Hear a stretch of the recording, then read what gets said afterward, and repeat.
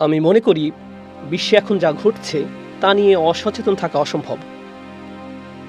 মুসলমানদের বিরুদ্ধে অমুসলিমরা যে ঘৃণ্য অপরাধ চালাচ্ছে এবং মুসলমানরাও অপর মুসলিমের বিরুদ্ধে যে অপরাধ চালাচ্ছে তার দ্বারা আমরা সবাই প্রভাবিত। একজন মুসলিম হিসেবে বড় হওয়ার কালে এই ট্র্যাজেডিগুলো আমাদের প্রাত্যহিক জীবনের অংশ হয়ে দাঁড়িয়েছে। আমাদের মধ্যে যাদের বয়স 30-40 বছর, আপনারা দেখেছেন গত অর্ধ শতক বা তার চেয়েও বেশি সময় ধরে উম্মাহ শুধু একটি সংকটের পর আরেকটি, এরপর আরেকটি, এরপর আরেকটির মধ্য দিয়ে গত হয়েছে।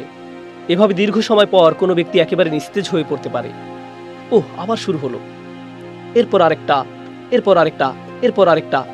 এত বেশি জনপদ আজ চলছে এবং এত বেশি জরুরি অবস্থা আজ মুসলিম জনপদগুলোতে, যেমন আমাদের প্রাণপ্রিয় ফিলিস্তিনে এই মুহূর্তে যা ঘটছে। একদিকে হতাশা, অন্যদিকে নিরুপায় অবস্থা। আমাদের পক্ষে কি করার আছে? ব্যাপারগুলো আমাদের সম্পূর্ণরূপে অভিভূত করে ফেলতে পারে। অনেক মানুষ আমাকে এই বিষয়ে বক্তব্য রাখতে বলেছেন, ফিলিস্তিন সম্পর্কে আমার চিন্তাভাবনা কি তা নিয়ে কথা বলতে বলেছেন, উম্মার অবস্থা নিয়ে আমি কি মনে করি। আমি আসলে কিছু সময় যাবৎ চুপ করেছিলাম, আমি কিছু বলিনি। আর এই খুতবাতেও এই নিয়ে কথা বলবো না। আমি সিদ্ধান্ত নিয়েছি প্রথমে নিজের চিন্তাভাবনাগুলোকে একত্রিত করতে। কারণ আমার প্রথম প্রতিক্রিয়া ছিল, আমি আগেও এটা অনুভব করেছি, আমি এই প্রতিক্রিয়া উম্মার কাছ থেকে আগেও দেখেছি। বস্তুত আমি এই প্রতিক্রিয়া দেখেছি চক্রাকারী চলতে প্রায় প্রতি সিজনে। ঠিক এই পরিস্থিতিতে আমরা বারবার ছিলাম। অতএব ক্ষোভ প্রকাশ করা, নির্যাতিত উম্মার জন্য দোয়া করা, এই ধারণাগুলোর সাথে আমরা সবাই পরিচিত, সবাই এই সম্পর্কে জানে। এই অনুভূতিগুলো সবার হয় এবং সবাই এই দোয়াগুলো করে থাকে। সবাই তাদের সামর্থ্য অনুযায়ী আর্থিক সাহায্যও করে থাকে। প্রতিবাদ মুসলিম দেশগুলোর বিরুদ্ধে যারা উম্মার জন্য কিছু করছে না, প্রতিবাদ জাতিসংঘের বিরুদ্ধে, প্রতিবাদ যুক্তরাষ্ট্রের বিরুদ্ধে, প্রতিবাদ ইসরায়েলের মতো অপরাধী রাষ্ট্রের বিরুদ্ধে, ইত্যাদি ইত্যাদি ইত্যাদি। আমরা এই কাজগুলো অসংখ্যবার করেছি ইতিমধ্যে। এই কাজগুলোর পেছনে যৌক্তিকতা আমি বুঝি, আমি সত্যি বুঝি, কিন্তু আমি আরও অনুভব করি এগুলোই যথেষ্ট নয়। আমরা এই কাজগুলো বহুবার ধরে করে আসছি।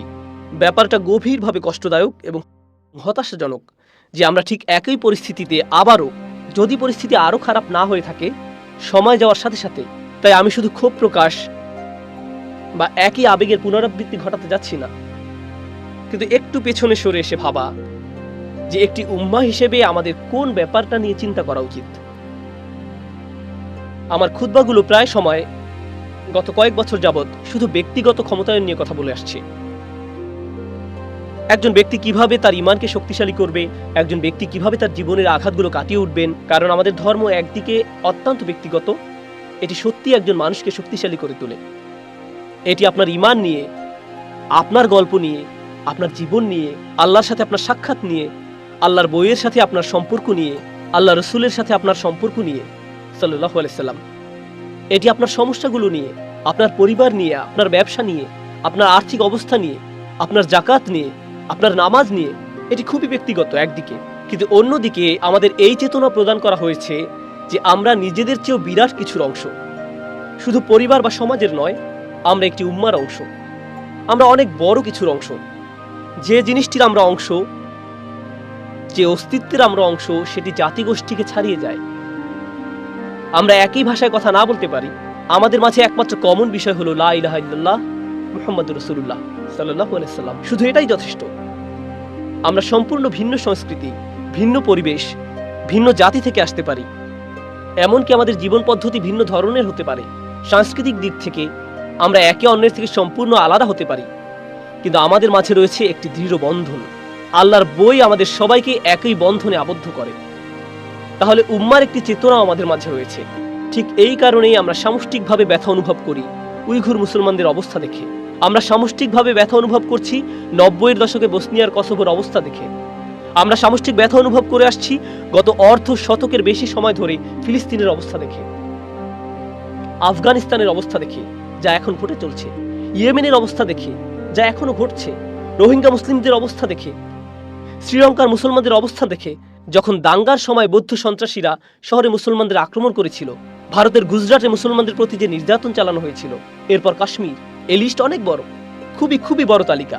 এখন আমরা একটি উম্মাহ হিসেবে উম্মার অংশ হওয়ার অর্থ কি? এই জ্বলন্ত আগুন থেকে কিছুটা পেছনে সরে এসে আল্লাহর কিতাবের দিকে ফিরতে চাই, কিছু একটা পেতে চাই। আর আমি দাবি করছি না যে আমার কাছে এর কোনো উত্তর আছে। প্রথমে এই বিষয়টা পরিষ্কার করে নিতে চাই, আমাদের কারো কাছে যদি এর জবাব থাকতো তাহলে আমরা এই পরিস্থিতিতে থাকতাম না। তাই কারো কাছে এর জবাব আছে এবং সে জানে কি করতে হবে, এমনটা মনে করা অহংকারপূর্ণ। কিন্তু আমাদের এর উত্তরের জন্য আল্লাহর দিকে ফিরতে হবে, আল্লাহ কিতাবের কাছে ফিরতে হবে। এই খুতবা আসলে এই ব্যাপারটা নিয়ে। একটি উম্মাহ হিসেবে আমাদের নিকট আল্লাহর কিছু প্রত্যাশা আছে। তিনি আমাদের একটি উম্মায় পরিণত করেছেন। এর দ্বারা আসলে কি বোঝায়? উম্মাহ বানানোর একটি ঘোষণা তিনি সূরা বাকারায় দিয়েছেন। আরো অন্য অনেক স্থানের মাঝে এটা অন্যতম একটা কেন্দ্রীয় স্থান, সূরাতুল বাকারার একেবারে মাঝখানে, যেটি কোরআনের দীর্ঘতম সূরা। তিনি সেখানে ঘোষণা করেছেন, ওয়াকাযালিকা জাআলনাকুম উম্মাতান ওয়াসাতা, এভাবে আমরা তোমাদের একটি মধ্যমপন্থী উম্মায় পরিণত করেছি। অনুবাদে প্রায় সময় উল্লেখ করা হয় মধ্যপন্থী জাতি। ওয়াসাত অর্থ ভারসাম্য, এটি আসলে একটি মাসদার, তাই এর অর্থ হবে এমন জাতি যা ভারসাম্যের গুণে গুণান্বিত। এটা বলা হয়নি যে উম্মাতান মুতাওয়াসসিসাতা, তখন এটা সিফাত হতো, কিন্তু এখানে সিফাতটি মাসদার, আসলে যা অতিরঞ্জিত রূপ। বেশি টেকনিক্যাল না হয়ে বলছি, এর দ্বারা আসলে বুঝায় তোমাদের এমন একটি জাতিতে পরিণত করা হয়েছে, যদি কেউ তোমাদের দিকে তাকায় তখন প্রথম যে জিনিসটি তাদের মাথায় আসবে তা হলো ভারসাম্য। কিছু সময়ের জন্য ব্যাপারটা নিয়ে একটু চিন্তা করুন। আল্লাহ বলছেন আমাকে আপনাকে তিনি এমন একটি উম্মাহ বানিয়েছেন যে উম্মাহ আসলে প্রায় নিজেই ভারসাম্যের সংজ্ঞা। নিজেই ভারসাম্যের সংজ্ঞা। দুনিয়াতে ভারসাম্য একটি গুরুত্বপূর্ণ বিষয়। এটি আসলে ন্যায় বিচারের সাথে সম্বন্ধযুক্ত। পৃথিবীর যে কোনো বিচার বিভাগে দাড়িপাল্লা দেখতে পাবেন আদালতের একটি প্রতীক হিসেবে। দেখবেন এক অন্ধ মহিলা মূর্তি দাড়িপাল্লা ধরে দাঁড়িয়ে আছে, বা শুধু দাড়িপাল্লা ঝুলানো আছে। কারণ আপনার পক্ষে ন্যায় বিচার পাওয়া সম্ভব নয় যতক্ষণ না ভারসাম্য খুঁজে পাবেন। আর আল্লাহ সুবহানাহু ওয়া তাআলা এমন কি ভারসাম্যের প্রতি নির্দেশ করেছেন, মিজানের কথা কোরআনে এসেছে। তিনি মহাবিশ্বকে ভারসাম্যপূর্ণ করে সৃষ্টি করেছেন। তিনি বলেছেন আস-সামাআ রাফআ ওয়া ওয়াদাআল মিজান, আর তিনি আকাশকে সমুন্নত করেছেন এবং ভারসাম্য স্থাপন করেছেন। আল্লাহ তাতাগাউ ফিল মিজান, যাতে তোমরা দাড়িপাল্লায় সীমালঙ্ঘন না করো। অর্থাৎ তোমরা হলে ভারসাম্যপূর্ণ জাতি, তাহলে ভারসাম্য ঠিক রাখা এবং ন্যায় বিচার করা ওতপ্রোতভাবে জড়িত। এখন আমাদেরকে যে মধ্যমপন্থী উম্মত বানানো হয়েছে, এই ঘোষণাটি কোথায় এসেছে? এটি সূরাতুল বাকারার এমন এক স্থানে এসেছে যা গভীর ভাবনার দাবি রাখে। আমাদের পূর্বে আসা এক জাতি সম্পর্কে আল্লাহ কথা বলছেন, যাদেরকে বই দেয়া হয়েছিল। ঠিক যেমন আমরা একটি জাতি এবং আমাদেরকেও একটি বই দেয়া হয়েছে। তাদেরকে একটি কিতাব দেয়া হয়েছিল, তারা তাদের কিতাবের সাথে বহু শতাব্দী পার করেছে। আর আজ 2021 সাল, আজ যখন আমরা তাদের সম্পর্কে পড়ছি, আমাদেরকেও একটি কিতাব দেয়া হয়েছে, আর আমাদের উপরও বহু শতাব্দী পার হয়ে গেছে। তাহলে আমাদের এবং তাদের মাঝে একটা কমন বিষয় রয়েছে। তাদেরকে একটি বই দেয়া হয়েছে, আর তারা এর সাথে অনেক শতাব্দী অতিক্রম করেছে। আমাদেরকেও একটি বই দেয়া হয়েছে, আর আমরাও এর সাথে অনেক শতাব্দী অতিক্রম করেছি। তারপর আল্লাহ বলছেন, এই কিতাবের মাধ্যমে একতাবদ্ধ হয়ে নিজেদের শক্তিশালী করার বিপরীতে তারা নিজেদের মাঝে বিভক্তি তৈরি করলো, পরস্পর সংঘর্ষে লিপ্ত হলো এবং পরস্পরকে হত্যা করলো। আর তারা তাদের কিতাবের জ্ঞানকে ব্যবহার করলো এক গ্রুপের উপর অন্য গ্রুপের শ্রেষ্ঠত্ব প্রতিষ্ঠা করার কাজে। ওমা তাফাররাকু ইল্লা মিন বাদি মা জাআহুমুল ইলম বাগিয়াম বাইনাহুম, তারা মতভেদ করেনি জ্ঞান আসা ব্যতীত, বিশেষ করে জ্ঞান আসার পর এক দলকে অন্য দলের উপর বড় করে তোলার ব্যাপারে তারা মতভেদে জড়িয়ে পড়ল। সুতরাং জ্ঞান ব্যবহার করা হলো এই দল সেই দলের মতকে খণ্ডন করার জন্য। এই দলের লোকেরা কাফের না ওই দলের লোকেরা কাফের, এই দলের রক্ত হালাল না ওই দলের রক্ত হালাল। আমাদের আগের জাতির লোকেরা এগুলো করত। তিনি পরিষ্কার জানিয়ে দিয়েছেন কোনটা হালাল আর কোনটা হারাম, কিন্তু তারা আল্লাহর আদেশের সাথে মশকরা করলো। জাস্ট আমাকে এমন একটি উপায় বলে দিন যেন আমাকে এটা মানতে না হয়, আর আমি নিজেকে যেন দোষ না দিয়ে থাকি। আল্লাহ এই জাতি সম্পর্কে আরো বলছেন, যখন তাদেরকে এই কিতাব দেয়া হয়েছে, কেউ যখন তাদেরকে এই কিতাবের কথা মনে করিয়ে দিত, তারা তাদের বিরুদ্ধে যুদ্ধ ঘোষণা করত। আল্লাহ তাদের মুনাফিকি সম্পর্কে বলেছেন, তারা কোনো ধরনের দ্বিধাদ্বন্দ্ব ছাড়াই একে অন্যের রক্ত ঝরাত। তাদের বিশাল এক দায়িত্ব দেয়া হয়েছে, তারা তো একটা উম্মাহ ছিল। আমাদের রাসূল সাল্লাল্লাহু আলাইহি সাল্লাম বলেছেন উম্মার একটি শরীরের মতো হওয়ার কথা। তাই আল্লাহ তাদেরকে বললেন, লা তুসফিকুনা দিমাআকুম ওয়া লা তুখরিজুনা আনফুসাকুম মিন দিয়ারিকুম, তোমরা একে অন্যের রক্ত ঝরাবে না। তিনি সেই সময়ের মুসলমানদের এই কথা বললেন। তিনি তাদেরকে বললেন, তোমরা একে অন্যের রক্ত প্রবাহিত করবে না এবং পরস্পরকে স্বদেশ থেকে বহিষ্কার করবে না। তোমরা একে অন্যকে নিজেদের বাড়ি থেকে বহিষ্কার করবে না। সুম্মা আকরারতুম, অতঃপর তোমরা সবাই তা মেনে নিয়েছিলে। ওয়া আনতুম তাশহাদুন, এবং তোমরাও সাক্ষী ছিলে। সুম্মা আনতুম হাউলাই তাকতুলুনা আনফুসাকুম, অতঃপর তোমরাই তো তারা যারা নিজেদেরকে হত্যা করেছো। ওয়া তাখরুজুনা ফারিকাম মিনকুম মিন দিয়ারিহিম, এবং তোমাদের মধ্য থেকে একটি দলকে তাদের গৃহ থেকে বের করে দিচ্ছ। তাযাহারুনা আলাইহিম বিল ইসমি ওয়াল উদওয়ান, তোমরা নিজেরা তাদের বিরুদ্ধে অন্যায় ও সীমালঙ্ঘন করে পরস্পরের সহযোগিতা করেছ। অর্থাৎ তোমরা মুসলমানরা মানে সেই সময়ের ইসরায়েলিরা আক্রমণাত্মক পদক্ষেপ নিচ্ছ অন্য মুসলমানদের বিরুদ্ধে, সেই সময়ের আরেক ইসরায়েলিদের বিরুদ্ধে। এরপর এই সব কিছুর উপরে যখন তারা এই অন্যায় কাজে নিয়োজিত ছিল, একদল বিশ্বাসী অন্য আরেক দল বিশ্বাসীর বিরুদ্ধে যখন পরিস্থিতি একেবারে খারাপ হয়ে পড়েছিল, যখন মুসলমানরা একে অন্যের বিরুদ্ধে লড়াই করে, তখন কি হয়? আগের দিনে যখন ইসরায়েলিরা পরস্পর যুদ্ধে লিপ্ত হয়েছিল, তাদের সাম্রাজ্য দুর্বল হয়ে পড়েছিল। তখন বাইরের জাতির লোকেরা তাদের উপর আক্রমণ চালিয়েছিল, কারণ তাদের শক্তি ক্ষয় হয়ে গিয়েছিল পারস্পরিক যুদ্ধে। আর যখনই কোনো জাতি দুর্বল হয়ে পড়ে, তখন অন্য জাতি এর সুযোগ গ্রহণ করে। এমনটাই ঘটে। কোনো জাতিকে দুর্বল করার সবচেয়ে কার্যকরী উপায়, রাশিয়ানরা বর্তমানে যুক্তরাষ্ট্রের ব্যাপারে এটা ভালো বুঝে, কোনো জাতিকে দুর্বল করার সবচেয়ে কার্যকরী উপায় হলো নিজেদের মাঝে দ্বন্দ্ব সংঘাত বাঁধিয়ে দেয়া, ঠিক কিনা? তাই যখন সে সময়ের মুসলমানরা একে অন্যের বিরুদ্ধে দ্বন্দ্ব সংঘাতে জড়িয়ে পড়ল, তখন সিরিয়ানরা, ব্যাবিলনীয়রা, সে সময়ের শক্তিশালী জাতিগুলো যারা শক্তির দিক দিয়ে ইসরায়েলিদের সমতুল্য ছিল, তারা তাদের দুর্বলতা দেখল এবং তাদের উপর আক্রমণ চালাতে শুরু করল। যখন সেই কুফফার শক্তিগুলো এসে আক্রমণ চালাতে শুরু করলো, তখন বহু মুসলিমকে জেলে ঢুকানো হলো, বন্দী করা হলো, অনেকের উপর নির্যাতন চালানো হলো। এভাবে যখন একদল মুসলিমের উপর কুফফাররা নির্যাতন চালাতো, অন্য মুসলিম দল বলতো, তারা তোমাদের ভাই, তাদের মুক্ত করো। ওয়া ইয়াতুকুম উসারা তুফাদুহুম, তারা যখন বন্দী রূপে তোমাদের নিকট হাজির হয়, তখন তোমরা বলতে তাদের জন্য মুক্তিপণ দাও, তোমাদের ভাইদের জন্য মুক্তিপণ দাও। একই আয়াতে আল্লাহ বলছেন, তোমরা নিজেরাই একে অন্যের গলা কাটছিলে, আর এই গলা কাটার কারণে তোমরা এতই দুর্বল হয়ে পড়লে যে অন্য জাতি এলো এবং তোমাদের পরাভূত করলো। আর যখন তারা এভাবে তোমাদের পরাজিত করতে শুরু করলো, তখন তোমরা বলতে শুরু করলে, না না, আমাদের ভাইদের সাহায্য করো। কিন্তু তোমরাই তো শুরুতে এই দুর্বলতা সৃষ্টি করেছো, এটা তোমাদের হাতের কামাই। তোমরা তো ক্ষমতাশালী এক উম্মাহ ছিলে, আল্লাহ তোমাদের সাথে ছিল। ফাদ্দালতুকুম আলাল আলামিন, আল্লাহ ইসরায়েলীদের স্মরণ করিয়ে দিচ্ছেন, আমি তোমাদেরকে পৃথিবীর অন্য সব জাতির উপর উচ্চ মর্যাদা দিয়েছি। আল্লাহ তাদের সম্পর্কে কথা বলেছেন। তিনি তাদের সম্পর্কে আরো কি বলেছেন? তাদের স্থিতিশীলতা থাকতো, সুশাসন থাকতো, সমৃদ্ধি থাকতো এই পৃথিবীতেই, শুধু আখিরাতে নয়। একজন ব্যক্তি হিসেবে কাউকে জীবনে কঠিন সময় পার করতে হতে পারে, ইমানদার হলেও, তাই না? এই জীবনে আপনি শ্রেষ্ঠ ইমানদার হতে পারেন এবং আপনার জীবন হতে পারে দারুণ কষ্টকর। এমনকি নবীদের ক্ষেত্রেও এটা ঘটেছিল। কিন্তু জাতির জন্য আল্লাহর ফর্মুলা আলাদা। জাতির জন্য কোরআনের নিয়ম ভিন্ন রকম, ব্যক্তির জন্য এক ধরনের নিয়ম, আর জাতির জন্য কোরআনে যে নিয়ম রয়েছে তা ভিন্ন রকম। আল্লাহ বলেন, ওয়ালাউ আন্নাহুম আকামুত তাওরাত ওয়াল ইনজিল লা আকালু মিন ফাওকিহিম ওয়া মিন তাহতি আরজুলিহিম, তারা যদি তাওরাত, ইনজিল আর তাদের প্রতিপালকের নিকট থেকে যা তাদের প্রতি অবতীর্ণ হয়েছে তার নিয়ম বিধান প্রতিষ্ঠিত করত, তাহলে তাদের উপর থেকে আর তাদের পদতল থেকে আহার্য পেত। রিজিকের দরজা বন্যার বাঁধের ন্যায় খুলে দেওয়া হতো। আল্লাহর নিরাপত্তা এবং তার রহমত তাদের প্লাবিত করে ফেলত। আল্লাহ কি বলছেন? তাদের দুর্দশায় পতিত হওয়ার কারণ কি ছিল? তারা আল্লাহর কিতাব পরিত্যাগ করেছিল। তাদের দুর্দশাটা কি ছিল? আল্লাহ ধাপে ধাপে তা সূরাতুল বাকারায় তুলে ধরেছেন। আমাদেরকে ভারসাম্যপূর্ণ জাতি বলার পূর্বে তারা ভারসাম্য হারিয়ে ফেলেছিল। প্রথমত, তারা নিজেদের মধ্যে দ্বন্দ্ব সংঘাতে জড়িয়ে পড়েছিল। নিজেদের মধ্যে এত বেশি সংঘাত হয় যে তারা দুর্বল এবং নগণ্য হয়ে পড়েছিল। আর যখন এভাবে তারা যথেষ্ট দুর্বল এবং নগণ্য হয়ে পড়ল, তারা শত্রুর সহজ শিকারে পরিণত হলো। আল্লাহ বলছেন, এখন তোমাদের কারো কারো তোমাদের বন্দীদের জন্য খারাপ লাগা শুরু করলো। এটা আমাদের ইতিহাস নয়, এটা বনী ইসরায়েলের ইতিহাস। যাদের সম্পর্কে আল্লাহ বলছেন, তাদেরকে আল্লাহ একটি সম্মানিত উম্মায় পরিণত করেছিলেন এবং তাদেরকে অন্যদের উপরে উচ্চ মর্যাদা দিয়েছিলেন। কিন্তু তারা এটা নষ্ট করে ফেলেছিল। তাদের সে মর্যাদা আর অবশিষ্ট নেই। এখন আল্লাহ সিদ্ধান্ত নিলেন, শুধু সম্মান প্রদর্শন নয় আপনাকে এবং আমাকে, তিনি আমাদের পরীক্ষা করবেন সেই একই মর্যাদা দিয়ে।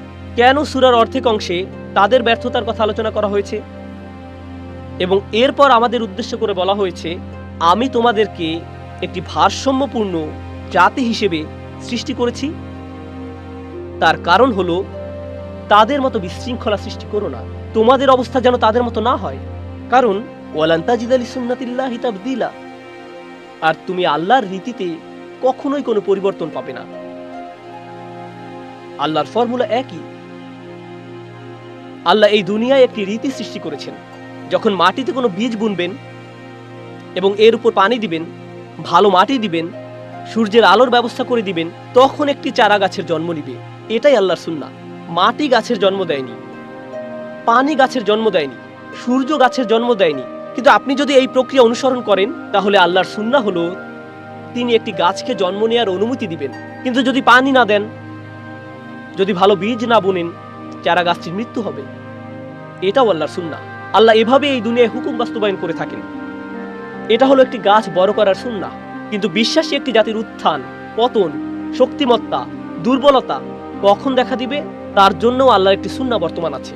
আমাদের পক্ষে এমনটি চিন্তা করা অসম্ভব যে আমাদের ব্যাপারটা ব্যতিক্রম এবং আমাদের পূর্বের জাতির ক্ষেত্রে যা হয়েছিল আমাদের ক্ষেত্রে তা হবে না, কারণ আমরা স্পেশাল, কারণ আমরা বিশেষ অনুগ্রহপ্রাপ্ত। আমি আমার বক্তব্য দ্বারা এই মুহূর্তে যারা ভোগান্তির শিকার হচ্ছেন কোনোভাবেই তাদের কষ্টকে ছোট করে দেখছি না এবং কোনোভাবেই তাদের দোষ দিচ্ছি না যে আল্লাহ তাদের এই পরীক্ষায় ফেলেছেন কারণ তারা বনী ইসরাইলদের মতো হয়ে গেছে। আমি যা বলতে চাচ্ছি তার উল্টো বুঝবেন না।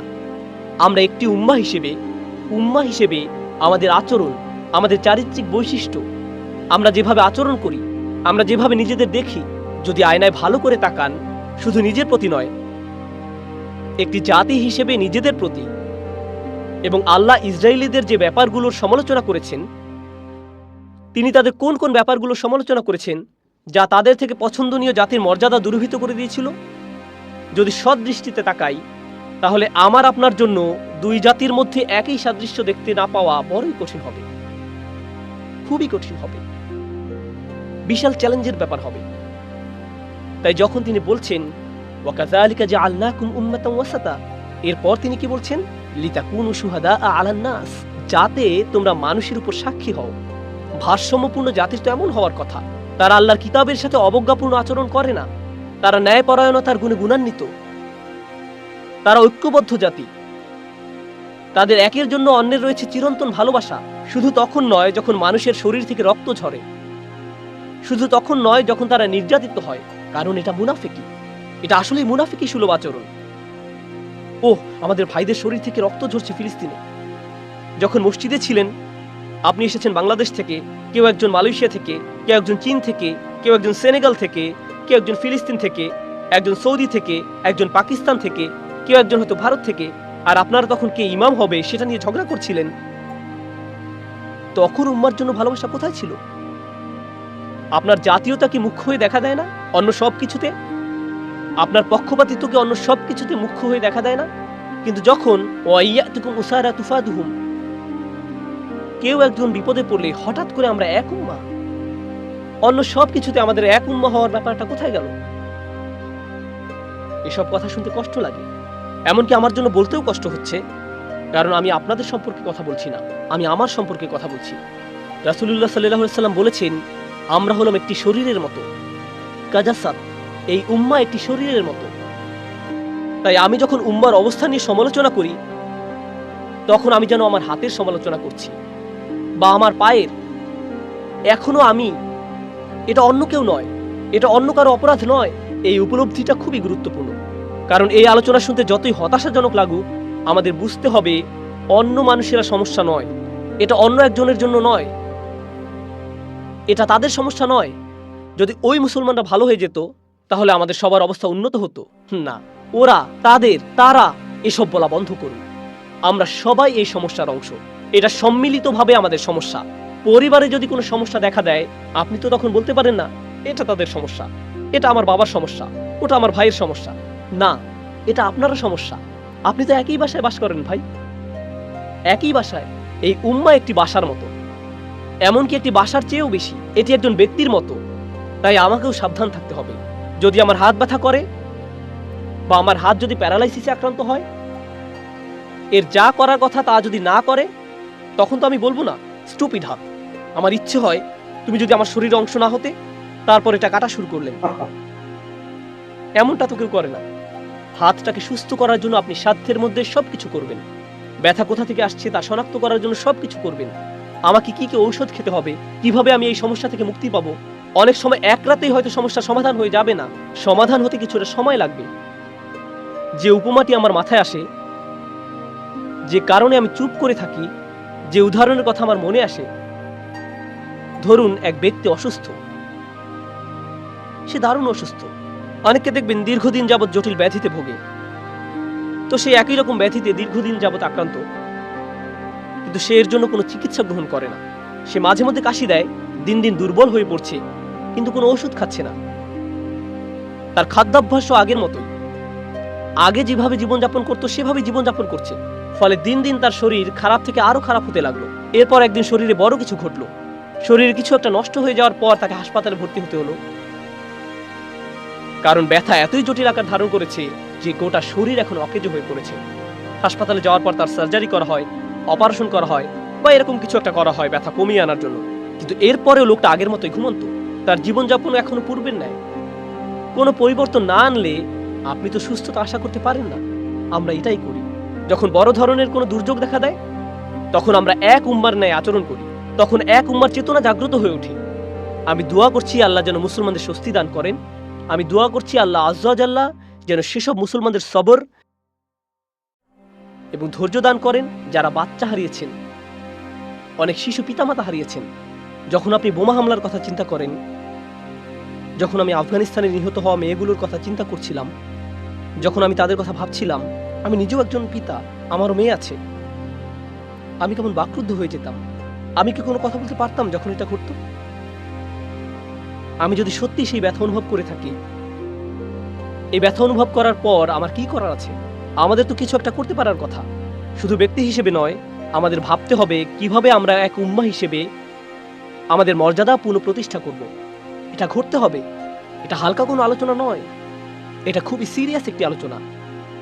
প্রতিটি তরুণ তরুণী যারা আমার কথা শুনছো, অনলাইনে শুনছো বা যারা আমার সামনে আছো, আল্লাহ আমাদেরকে এই পৃথিবীতে শুধু হালাল খাবার আহার করার জন্য প্রেরণ করেননি, বা ঈদের দিন কোলাকুলি করার জন্য প্রেরণ করেননি এবং জীবন সাধারণ নিয়মে চলতে থাকবে। তাহলে উম্মার সদস্য হওয়ার মানে কি আমরা তা এখনো বুঝতে পারিনি। আপনি হয়তো ব্যক্তি হিসেবে মুসলিম হওয়ার মানে কি তা বুঝতে পেরেছেন, কিন্তু একটি উম্মার অংশ হওয়ার মানে কি এই ব্যাপারে আপনার কোনো ধারণাই নেই। উম্মার সদস্য হওয়ার মানে আমার চেয়েও বড় কিছু বর্তমান আছে। আমাকে যার ব্যাপারে সচেতন থাকতে হবে, মনের মধ্যে কিছু চিন্তা থাকতে হবে, কিছুটা ভাবনা থাকতে হবে, আর এই ভাবনাগুলো প্রকাশ ঘটতে হবে সুচিন্তিত কিছু কর্মতৎপরতার মাধ্যমে। আমি বলছি না যে এর উত্তর আমার কাছে আছে, আমি শুরুতেই পরিষ্কার করেছি, কিন্তু আমাদের ভেতরে অন্ততপক্ষে উম্মা নিয়ে গভীর ভাবনা থাকতে হবে। এই উম্মার ইতিহাস হলো, এই উম্মার মানুষেরা দুনিয়াতে পরিবর্তন এনেছিল, তাই না? এই উম্মা হলো উম্মাতান ওয়াসাতা। আল্লাহ বর্ণনা করেছেন। প্রসঙ্গত, ওয়াসাতের অর্থ আগে বলেছিলাম, এর দ্বারা ভারসাম্য, ন্যায় বিচার, ন্যায্যতা বোঝায়। ব্যাপারটা হলো সব কিছুতে আপনি দেখবেন সমস্যা দেখা দেয় চরমপন্থার কারণে। যখন ধনীরা চরম ধনী হয়ে যায়, যখন গরিবরা একেবারে গরিব হয়ে পড়ে, সরকার যখন মারাত্মক কর্তৃত্বপরায়ণ হয়ে পড়ে, তখন দেশে সমস্যা দেখা দেয়। মানুষ যখন চরম নৈরাজ্যবাদী হয়ে পড়ে, এটাও দেশের জন্য সমস্যা। মাত্রাতিরিক্ত নিয়ন্ত্রণে সমস্যা দেখা দেয়, আবার মাত্রা অতিরিক্ত স্বাধীনতায় সমস্যা দেখা দেয়। যেখানেই যান ভারসাম্যের অভাব, সব জায়গায় ভারসাম্যহীনতা। পারিবারিক জীবনে ভারসাম্যের অভাব, ব্যক্তি জীবনে ভারসাম্যের অভাব, রাষ্ট্রীয় জীবনে ভারসাম্যের অভাব, আমাদের চারপাশে ভারসাম্যহীনতা। আর আল্লাহ বলছেন তিনি এমন এক জাতি তৈরি করেছেন যে জাতি নিজেই ভারসাম্যের গুণে গুণান্বিত। আল্লাহ যখন বলেছেন লিতাকুনু শুহাদা আলান নাস, যেন তোমরা সমগ্র মানব জাতির উপর সাক্ষী হতে পারো, মানব জাতি যখন খুঁজবে কোথায় ভারসাম্য, এটা কি শুধু একটা বিমূর্ত ধারণা যা মানুষের পক্ষে কোনোদিন অর্জন করা সম্ভব নয়? না, পৃথিবীতে এমন একটি জাতি আছে যারা ভারসাম্যের গুণে ভূষিত। ন্যায় বিচার তো এমনই হওয়ার কথা। সামঞ্জস্যপূর্ণ হওয়ার মানে তো আসলে এটাই। উদ্দেশ্যপূর্ণ জীবন তো এমনই হওয়ার কথা। আমাদের দেখতে কি এমন দেখা এখন? এই আয়াত পড়ে কি আমরা নিজেদের উপর সন্তুষ্ট থাকবো যে আমি তোমাদেরকে ভারসাম্যপূর্ণ উম্মত বানিয়েছি? আমরা কি নিজেদের দিকে তাকিয়ে বলি আলহামদুলিল্লাহ, আমাদের প্রচুর ওয়াসাত রয়েছে, আমরা একটি ভারসাম্যপূর্ণ জাতি? আমাদের মাঝে ভারসাম্য নেই। অধিকন্তু তিনি আমাদের উপর একটি দায়িত্বও দিয়েছেন, যাতে তোমরা মানুষের উপর সাক্ষী হও। আমরা মানুষের উপর সাক্ষী হব, আর রাসূল সাল্লাল্লাহু আলাইহি সাল্লাম আমাদের উপর সাক্ষী হবেন। শাহাদা আলান নাস এবং শাহাদাতু রাসূলুল্লাহ সাল্লাল্লাহু আলাইহি সাল্লাম। এই ভারসাম্য মানব জাতিকে আমাদেরই দেখানোর কথা, কারণ একটি উম্মাহ হিসেবে আল্লাহ এই দায়িত্ব আমাদের প্রদান করেছেন। একটি জাতি হিসেবে আমাদের এই কাজ করার কথা, কারণ শেষ বিচারের দিন রাসূল সাল্লাল্লাহু আলাইহি সাল্লাম সাক্ষী দিবেন তিনি এই উম্মাহকে ভারসাম্যপূর্ণ করে রেখে গিয়েছিলেন। তিনি তাদের প্রতি এই হুকুম জারি করে গিয়েছিলেন এবং তারা সেটা বুঝতে পেরেছিল। সুতরাং বিচারের দিন মানবজাতি সাক্ষ্য দিবে আমরা আমাদের দায়িত্ব ঠিকভাবে পালন করেছি কিনা। আমরা তো বিশ্বকে দেখাইনি ভারসাম্য দেখতে কেমন, তাই মানবজাতি আমাদের বিরুদ্ধে সাক্ষ্য দেওয়ার সুযোগ পেয়ে যাবে। আমরা কেন ইসলামের প্রতি আকৃষ্ট হব? তারা বলবে কেন এই নবী সম্পর্কে সুধারণা করব বা তার কিতাব সম্পর্কে? তোমরা এই মানুষগুলোকে দেখেছো? তারা কেমন ছিল? তাদের দেশগুলো কেমন ছিল? তাদের দেশগুলো ছিল বিশ্বের সবচেয়ে দুর্নীতিগ্রস্ত দেশগুলোর অন্যতম। তাদের ব্যবসায়ীরা ছিল দুনিয়ার অন্যতম অসৎ প্রকৃতির এবং দুর্নীতিপরায়ণ ব্যবসায়ী। জীবনে আমি শুধু একবার প্রতারিত হয়েছি, আর তা হয়েছে একজন মুসলিম দ্বারা। এদেরই কি ভারসাম্যপূর্ণ হওয়ার কথা? কোন কারণে আমি তাদের ধর্মের প্রতি আকৃষ্ট হব? কেন আমি এর প্রতি আকর্ষণ অনুভব করব? কেন আমি এদের সাথে সম্পর্ক রাখব?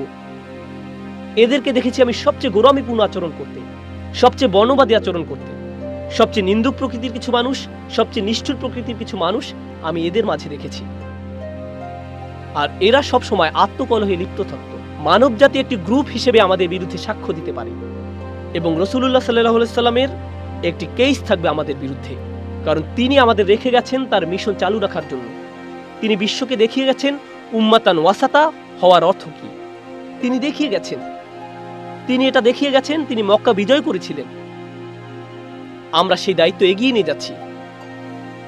রমজান, আসলে রমজানের বিস্তারিত আলোচনায় আমি বলেছি আমরা যে ভিন্ন একটি জাতি, তার বাৎসরিক উৎসব হওয়ার কথা ছিল রমজান। আমরা এখন উম্মাতান ওয়াসাতা। ইহুদিরা আমাদের থেকে ভিন্ন দিনে রোজা রাখত। প্রথমে রাসূল সাল্লাল্লাহু আলাইহি সাল্লাম তাদের দিনগুলোতে রোজা রাখতেন। এরপর আল্লাহ রমজানের বিধান নাজিল করে আমাদের জানিয়ে দিলেন, তোমরা এখন ভিন্ন একটি জনগোষ্ঠী, ভিন্ন একটি জাতি। এজন্য সূরা বাকারার সবকিছু আমাদের নতুন জাতি হওয়ার দিকে ইঙ্গিত করে। তোমরা ভিন্ন দিনে রোজা রাখবে। আল্লাহর নতুন বাণী তোমাদের দেওয়া হয়েছে। আল্লাহর চূড়ান্ত কালাম তোমাদের সাথে আছে। আমাদের রাজধানী এখন আলাদা। আমাদের ধর্মীয় রাজধানী পরিবর্তিত হয়ে গেছে। সূরা বাকারার সবকিছু আসলে আমাদের নতুন জাতি হওয়া সম্পর্কে, ভারসাম্যপূর্ণ জাতি হওয়া সম্পর্কে। আমাদের তো এমনই হওয়ার কথা ছিল। দায়িত্বের এই চেতনা এমন কিছু কাজের মাধ্যমে প্রকাশিত হওয়া উচিত যা দেখে আল্লাহ আমাদের উপর সন্তুষ্ট হয়ে যাবেন।